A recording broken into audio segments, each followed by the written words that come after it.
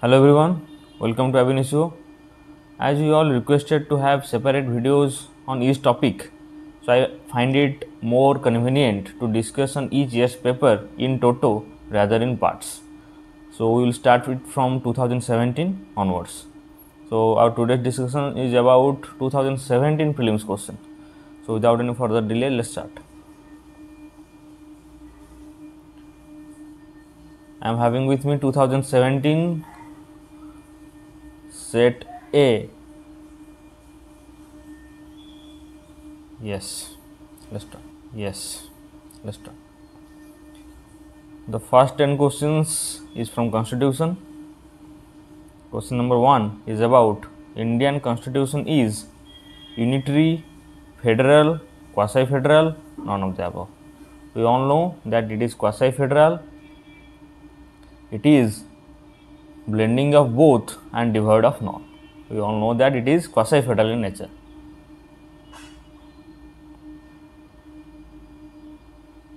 Question number 2 is about the words socialist and secular were added in the preamble of Indian Constitution by the dash amendment. It is indeed 42nd amendment, which is called as the mini constitution.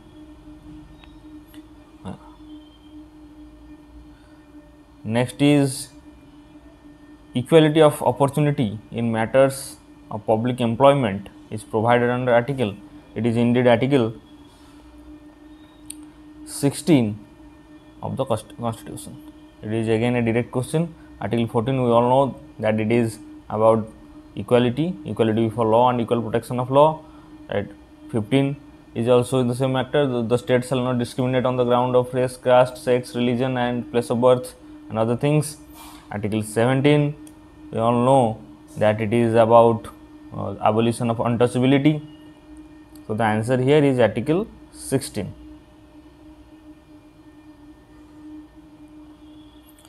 Now the president can make laws when the parliament is not in session by issuing, yes, this is ordinance, the ordinance making power, article 123 of Indian Constitution. Question number 5 is regarding in which of the following cases the Supreme Court held that the union government cannot dismiss a duly elected state government on the sole ground that the ruling party in the state suffered an overwhelming defeat in the election of Lok Sabha. The opposite party without having any sufficient majority is defeated. The opposite party without sufficient majority बहुत कम seat रे जितुची आ हारुची मध्य तो एटा election को null and void declare करिवो नाही. So this is our SR Bomai case, SR Bomai versus Union of India, option A. Question number 6 is about the power of the Supreme Court of India to decide disputes between the center and state falls under. Yes, this is the original jurisdiction according to article 131. You can refer to that. Before your prelims, make sure कि Supreme Court कर जति सब jurisdiction अच्छी original है गला किबा affiliate है गला किबा advisory है गला ये सब jurisdiction ऊपर दे थरो look करी की जीवे. Question number 7 कहूची in which of the following cases the Supreme Court used its power of judicial review. Goloknath case, bank nationalization case, Minerva Mill case, and all of this above. The option is all of these above. In all of these above cases, the Supreme Court has used its power of judicial review. Question number 8 is regarding Supreme Court considered the scope of federation of speech and expression under Article 19(1)(a) of the first time in. We all know that Article 19 deals with right of freedom of expression and speech. So this is the crossroad case, which is again known as the Ramesh Thapar versus State of Madras. Ramesh Thapar versus State of Madras, 1950. So this case is also known as the crossroad case. Question number 9 is regarding in which of the following cases Supreme Court held that right to legal aid is a fundamental right. Again, this is option B, MS Ascot case. Question number 10 is regarding reservation of seats for the scheduled castes and scheduled tribes in every panchayat is provided under, this is again a direct question, Article 243D. Question number 11 is about the CPC portion. In which of the following provisions mean profit has been defined in the code of civil procedure? This is again a very direct question to 12, section 2, subsection 12 talks about the mean profit. Question number 12, pecuniary jurisdiction of the court is contained in dash of the code of civil procedure. Again, question number section 6 talks about the pecuniary jurisdiction of the courts. So, as per question number 13, principle of res judicata applies to, as per question number 13, principle of res judicata is applied to suits only, execution of proceedings only, arbitration proceedings only, suits as well as execution proceedings. So, this is option D, it is applicable to suits as well as the execution proceedings. If we closely see that explanations appended to section 11, probably explanation 7 talks about the principle of res judicata will be applicable to the execution proceedings. So, section 11 explanation is a direct question from that. Question number 14 talks about which of the following section of the code of civil procedure deals with stay of suits. We all know that section 10 talks about stay of suit, which is rather famously called as the res sub judice. Question number 15,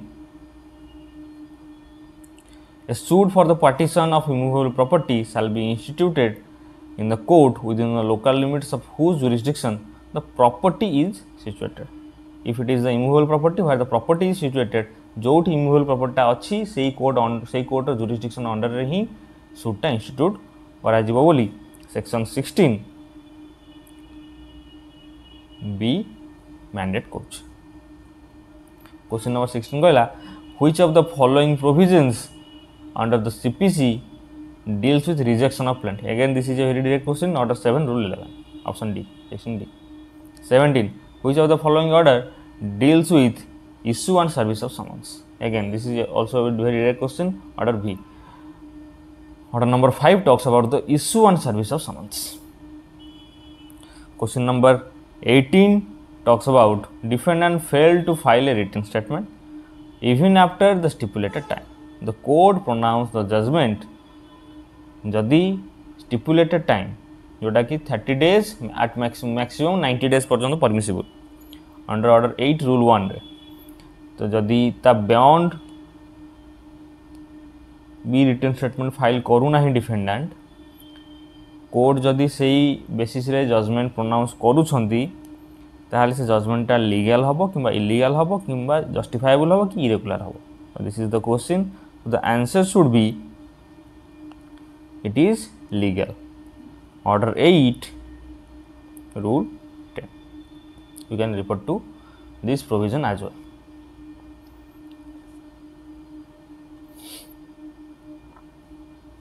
So this is regarding question number 19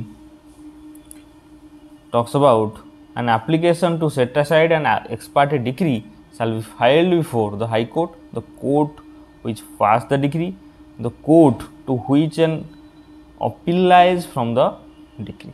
So, as per order 9 rule 13, the answer should be the option B, the court which passed the decree. जदि appeal टा सब बड़े upper court रे हबो किंतु जदि expiry decree किसी पास है येची so ताको set aside करिया पई सेही कोर्ट रे ही गोटे एप्लिकेशन पकाया पई पड़े. The necessary provision is order 9 rule 13. Question number 20 talks about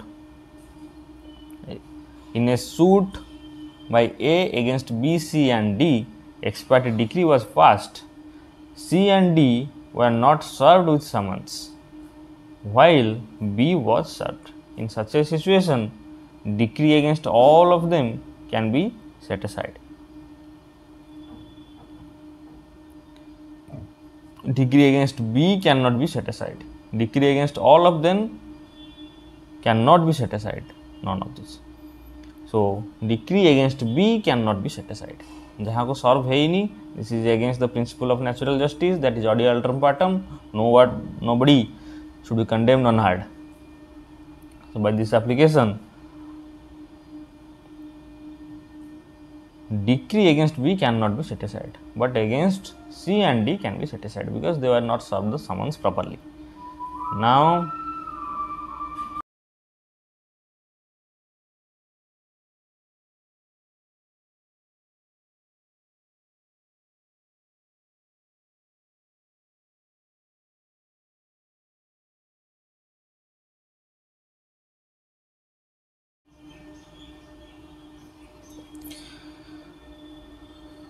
so we have covered the CRPC provisions in our previous lectures, so I don't think there is any other need to discuss all those questions. So let's resume from question number 31. We somehow covered till question 30. Yes, question number 31 is regarding the evidence. Which of the following sections of Indian Evidence Act deals with the relevancy of admissions and confessions? This is a direct question. Option B, section 17 to 31. Question number 32 talks about the motive is insignificant when direct evidence is available. Direct evidence is not available. Only circumstantial evidence is available. ये कहूँ जदि motive केतबले insignificant हो तो ये answer हम जो direct evidence हम पाखे अच्छी then we don't need to look into the motive part. So an admission may be oral, documentary, oral and documentary, oral or documentary, or contained in electronic form.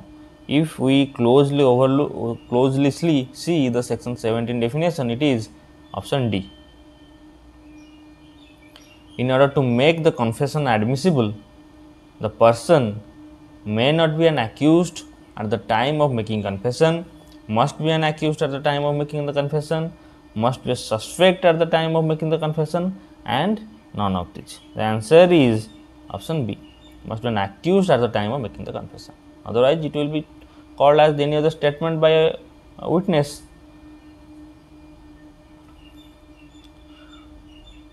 So, question number 35.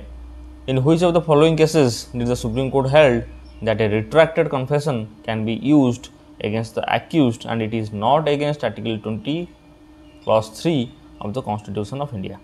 We all know that Article 20 Clause 3 is about self-incrimination. Nobody should be a witness against himself. So, the retracted confession can be used against the accused and it is not unconstitutional. So, this was held in the case of Kalavati and others versus state of HP, Haryana. So, Himachal Pradesh, Kalavati and another versus state of Himachal Pradesh. It is option C. Question number 35, this is option C. Question number 36. A and B are jointly tried for the murder of C. It is proved that A said B and I murdered C. The court may consider the effect of this confession as against A only, B only, both A and B, none of the above. The answer is both A and B as per section 30 of Indian Evidence Act. So again question number 36, 37.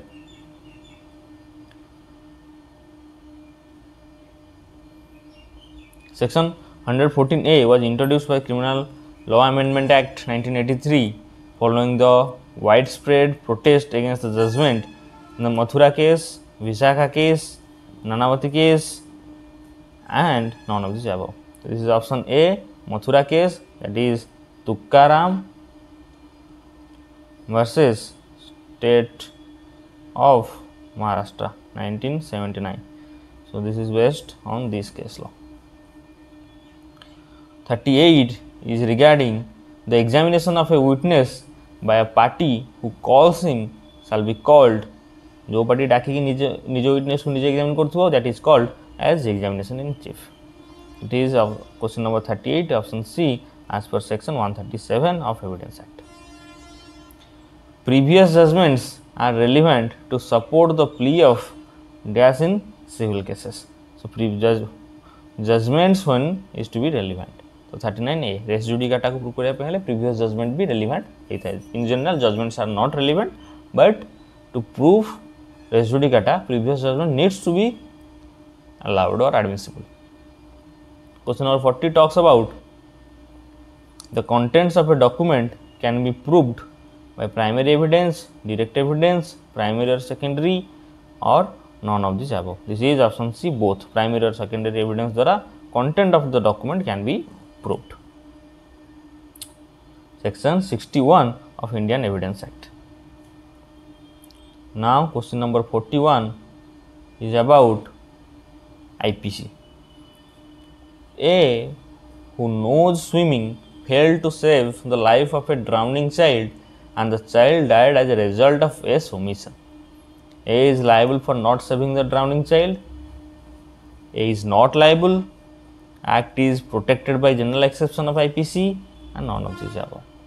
So this is option B. A will not be liable for not saving the drowning child. This is not the legal duty of the person to save any other person. Question number 42. A person who consents suffer no injury is known as, again this is a direct maxim, this is voluntary non-fit injuria, which has been impounded under section 87 of IPC. Question number 43. Which of the following sections of the IPC deals with the right of private defense of the body and of property? This is again a very direct question. This is section 97. Section 96 talks about nothing is an offence which is done in the exercise of right of private defense. And section 97 gives immunity if the private defense is exercised while protecting the body of any person or another person and any property of the person or any other person. The right of private defense can be used. Section 43(3) as per section 97. Some may confuse it with section 96, but section 96 is a different thing and section 97 is also different thing. So यदि एमती किसी question आसे तो आप section 97 ही करेंगे, ना कि 96. So question number 44 is about A instigates B to murder D. B in pursuance of the instigation stabs D. D recovers from the wound. Then A is guilty of instigating B to commit murder. A is guilty of attempt to murder. A is not guilty since intended act did not happen. None of the above. It is indeed a direct illustration from section 108 illustration B of IPC. So A is guilty of instigation of murder. 45 talks about obstructing public servant in discharge of public functions is an offence punishable under dash of the Indian Penal Code. Again, this is also a very direct question. This is option A, section 186 of IPC. A knowing that B has murdered Z assists B to hide the body with the intention of screening B from the punishment. Under which of the penal code, which of the following sections of penal code can A be punished? Again, this is also a very direct question. As per section 201, this will be, the person will be punished.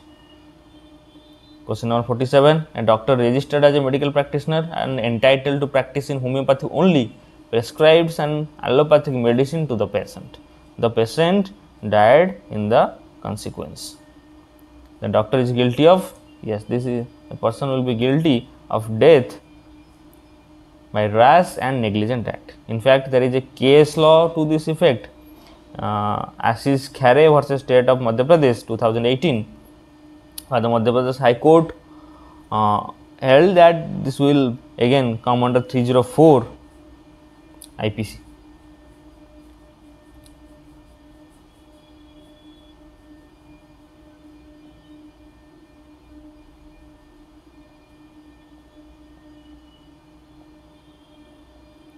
Next is question number 48. Criminal breach of trust is defined under dash of the Indian Penal Code. This is again direct question 405 IPC. Criminal breach of trust has been defined.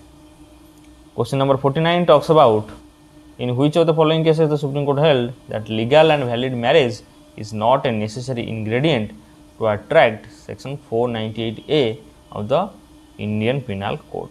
This is again a very direct question, Rima Agarwal case. Question 50 is about a makes an attempt to pick the pocket of Z by thrusting his hand into Z's pocket. A fails in the attempt in consequence of Z's having nothing in his pocket. This is again a very direct question from section 511 illustration. In fact, A is guilty of attempt. The answer is 50A as per section 511 illustration. 51. Which of the following sections of the Limitation Act deals with expiry of prescribed period when the court is closed? Again, this is a direct question as per section 4 of Limitation Act. An exemption is given. Question number 52. An order made on an application filed beyond the period of limitation, it is indeed illegal. Question number 53. In a suit for recovery of possession of a house from a deemed trustee of Waqf property, is no limitation applies? Limitation is applicable, depends on none of the above. This is limitation will not be applicable as a matter of trust. 54 कहला जे the period of limitation for filing an application for the execution of any decree other than decree granting a mandatory injunction or order of any civil court is, this is the 12 years as per article 136 of Limitation Act. Exclusion of time under section 14 is mandatory one. Which of the following sections of the Limitation Act 1963 deals with the effect of substituting or adding new plaintiff or defendant? This is again a direct question as per section 21. It is dealt under. So, question number 57 is about in case of a suit for compensation for an act which does not give rise to a cause of action unless some specific injury actually results therefrom, the period of limitation shall be computed from the time when the injury results. जेबेठु injury होगा सेबेठु limitation period will start to run. Question number 58. The jurisdiction to get exemption under, this is to get exemption under section 14 of Limitation Act is given exclusively to civil court, high court, supreme court, none of the other. This is given to civil courts. 58 option A. 59 is about the period of limitation for a suit for compensation for infringing copyright for any other exclusive privilege is dealt with option C as per article 88 of Limitation Act. So, question number 60 is about the period of limitation for filing an application to set aside a decree past ex parte to rehear an appeal at ex parte is 10 days, 30 days, 90 days or 1 year. This is again option B, question number 60 option B as per article 123. And here the 10 days we need to remember because this is the lowest available limitation period available in the articles, that is under article 118 if I am not wrong. So, question number 61. A vested interest created in favor of an unborn person comes under section 20, 24, 19 and none of these above. This is again a direct question as per section 20 option A. 62, question number 62. Actionable claim means a claim to any debt or beneficial interest, debt alone, beneficial interest other than the debt, all of the above. So, 62, again this is a direct question for the definition, this is debt or beneficial interest, which is again incomplete one. The beneficial interest which is not in the possession of the claimant, or the beneficial interest in a movable property, to be very particular. Question number 63. Doctrine of election in the Transfer of Property Act is provided under section 35. This is again a direct question, doctrine of election. Question number 64. The term transfer of property is defined in the Transfer of Property Act 1882. Again, this is also a direct question as per section 5 of Transfer of Property Act. Question number 65. The registration of mortgage is not required if the mortgage is simple, anomalous, English, or mortgage by deposit of title deeds. This is again indeed D as per section 59. This is a very important one. You need to remember this. Question number 66. Any provisions made as a clause on redemption is void, voidable, valid, and enforceable. We all know that a clause on redemption is a void one as per option A, and the direct section is section 60 of the TP Act. Question number 67. The lease of movable property is terminable by either party by a notice of, this is 15 days notice as per section 106 subsection 1, it is 15 days. Question number 68 about Usain mortgagee is the assignee of the equity of redemption, co-mortgagee, subsequent mortgagee, and all of the above. 68 option is C, subsequent mortgagee, as per section would be section 94. Yes. Now, question number 69. In a lease of immovable property, what is transfer? Is the interest in the property, right to enjoy the property, mean profit, and possession alone. This is right to enjoy the property, not the interest is transferred. Question number 17. And the necessary, if we refer to the definition 105, there you can find that a right to enjoyment of the property is transferred. Question number 70. Transfer of immovable property made with intent to defeat or delay the creditors. This is again a fraudulent transfer. If we refer to the definitions as given under section 53, we will find the same answer. Question number 71. The rule in Pinel's case related to part performance, minus contract, fraud, or undue influence. This is about the part performance 53A of TP Act, which is based on Penny versus Cole, the Pinel's case, mostly known as. So, question number 72.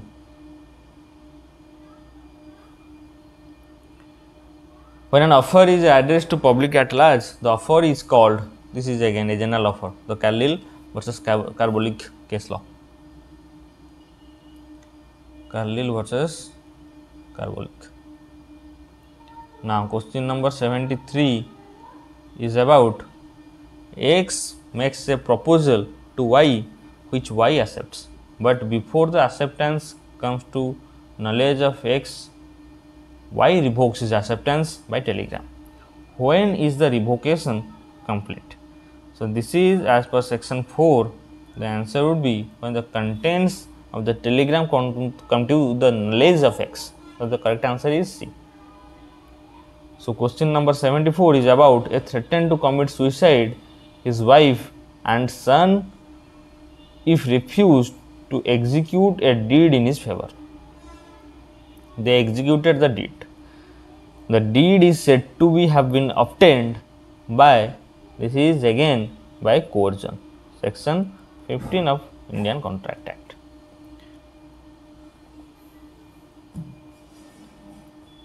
Question number 75. Wagering agreements are void, but collateral transactions will be as the question is a leading one, the collateral transactions will be valid. 76. Owner of a cinema hall contracts to exhibit a film in the month of October. In the month of September, the hall collapsed during an earthquake. The contract, this is again related to the impossibility in forming or performing the contract. The correct answer is 76 C, has become impossible to perform, the frustration of contract. Section 56 of Contract Act. Question number 77. If a person accepts a lesser sum of money than what was contracted for a discharge of the whole debt, it is known as remission, alteration, rescission or waiver. This is actually the remission. The illustration C to section 63 of Contract Act. This is a direct illustration based upon this illustration. The question number 78 talks about, under English law, a contract of insurance other than life insurance is contract of agency, contingent contract, contract of guarantee and contract of indemnity. This is as per section 124 of Indian Contract Act. The option is contract of indemnity. 79. In a leading case, Carlyle versus Carbolic Smoke Ball Company relates to capacity of parties, minors agreement, general offer. This is about the general offer. Now question number 80 talks about consensus ad idem, means parties identified the same thing in the same sense. Option B. Question number 81 is regarding the Hindu Succession Act. Distribution of property among heirs in class 2 of schedule under section 11 shall be divided between them 1 share, equally, 1/3 share and 1/4 share. The correct answer is they will share equally. Now, who among the following is a class 1 heir? Brother's son, sister's son, brother's daughter and none of these above. This is none of these above. Class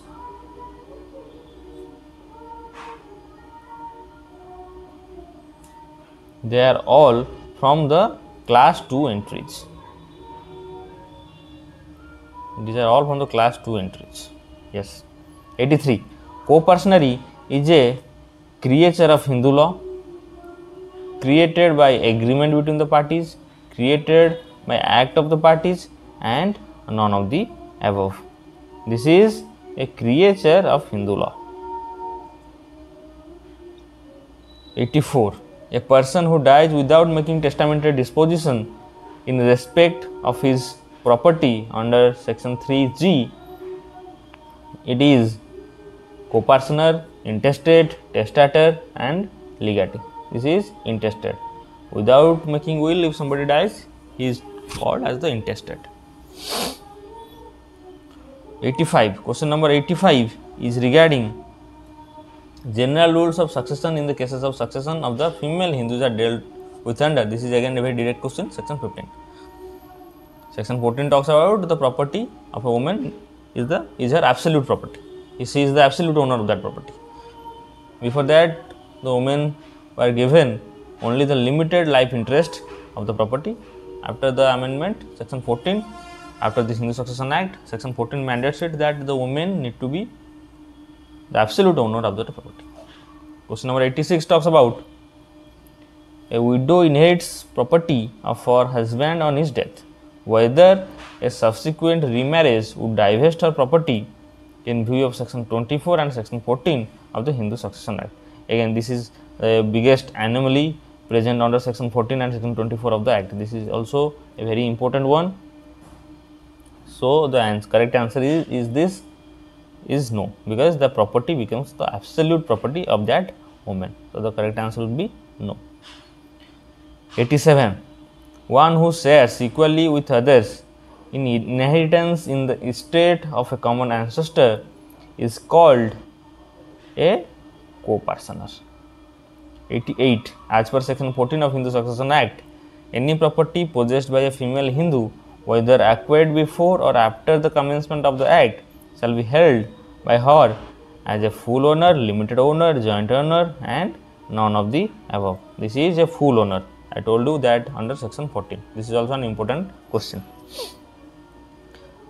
Section 80, question 89. Question 89 talks about which of the following, which section of the Indian Succession Act defines codicil. This is again a very direct question to B, that is option C. That is 90.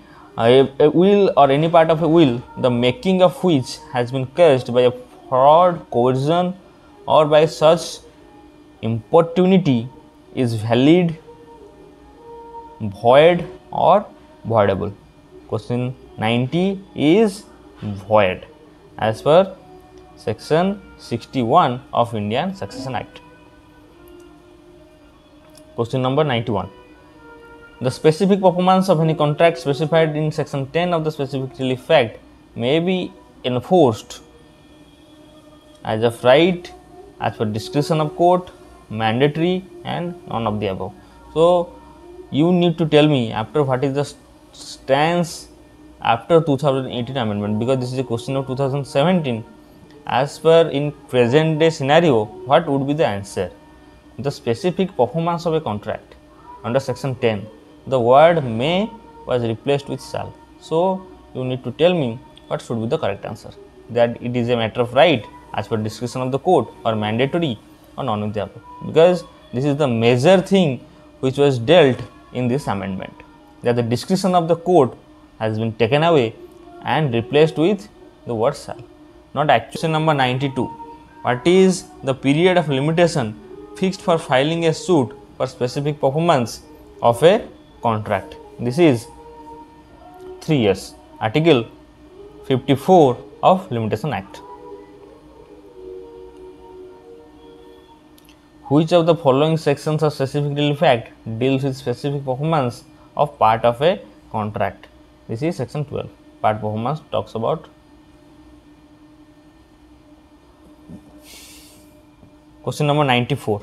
In which of the following cases has the Supreme Court held that when granting damages is an adequate relief, the specific performance would be refused? So this is option A, Prakash Chandra versus Angad Lal. Question number 95 is about a party who has rescinded a contract. Can he recover damages? Cannot recover the damages? Depends, none of the above. This is can recover damages as per section 75 of Indian Contract Act. So question number 96. In a suit for specific performance of a contract, the plaintiff may also claim compensation for its breach. In addition to such performance,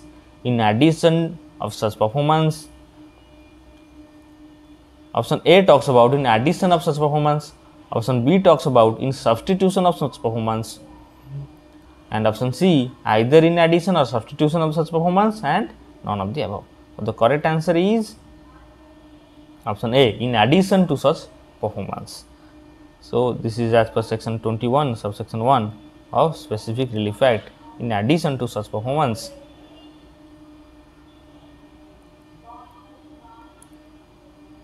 The specific performance of a contract can be claimed.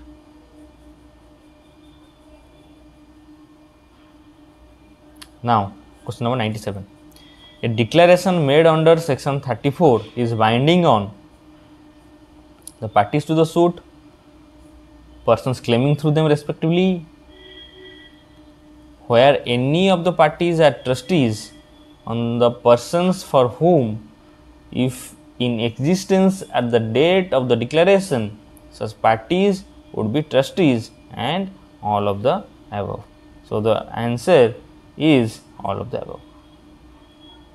98. Perpetual injunction is defined in section dash of the Specific Relief Act. Again, this is a very important one. 37, section number 37, subsection 2. It is defined, the perpetual injunction. It's been defined. Question number 99 talks about A party can file a suit for rectification at any time when fraud is discovered, at any time a mistake has come to light. Within 3 years of execution of instrument, it is either A or B.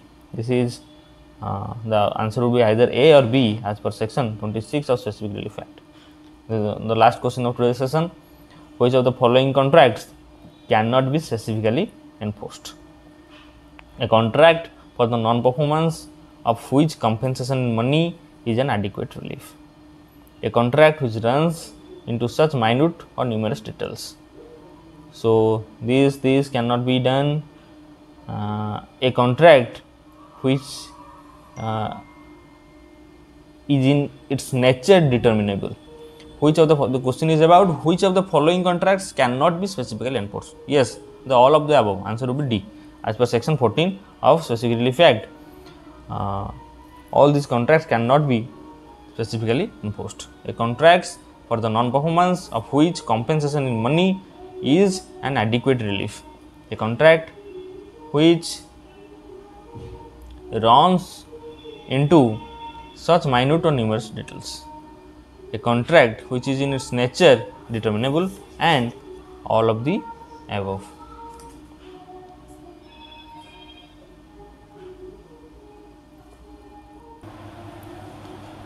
To avoid the confusion, let me tell you that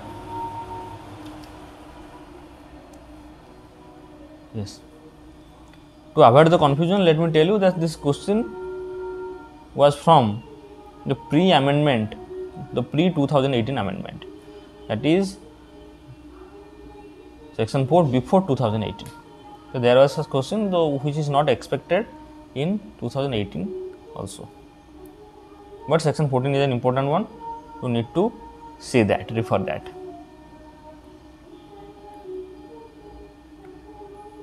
So that's all for today. We will meet in our next session for another Q&A discussion, and also we will try to cover some of the few minor acts which will be helpful for our prelims examination. Thank you.